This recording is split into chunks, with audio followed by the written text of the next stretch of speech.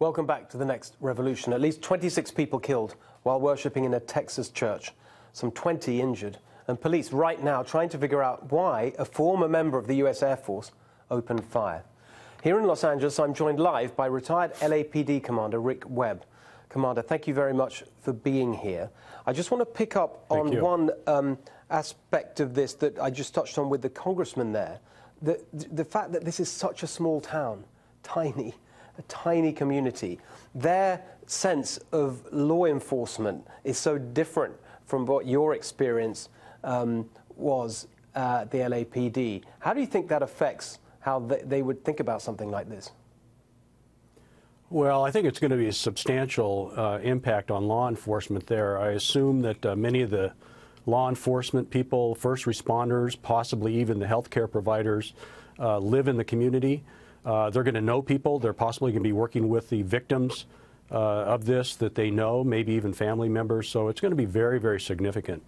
The parallels between this and, say, the Newtown, Connecticut shooting are uncanny in that there's going to be a substantial amount of recovery that everybody's going to have to go through. 26 funerals. There's going to be hearses lined up and down the streets of that town, and it's going to be, the recovery for these people is going to be very, very difficult. Law enforcement, particularly in smaller agencies, have to have a lot of mutual aid. Hopefully the chiefs of police, you know, they have worked together and know each other and on a first-name basis so that they can go in and relieve each other, because a smaller law enforcement agency really just can't handle something of this size.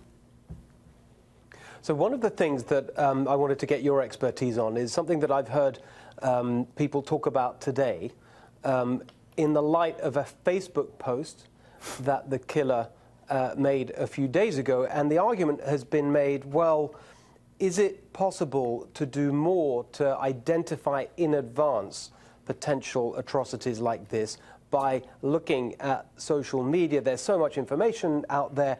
I've heard people say the tech firms should do more to try and help us prevent this kind of crime. Well, I think there's certainly some technological capabilities out there. I'm not very familiar with exactly how they might scrub social media to get that. But the professor talked a little bit about leakage. Very few of these shootings take place without somebody somewhere knowing that this person might act. And there has to be programs in every state so that somebody that knows about this a potential attack notifies authorities. I know Colorado has a thing called Safe to Tell, where students can report potential shootings. And so if people have a leakage outlet, you might say, that would be very, very helpful. Unfortunately, when we look at you know, something like Facebook or other social media, the rantings of people are just abhorrent, frankly.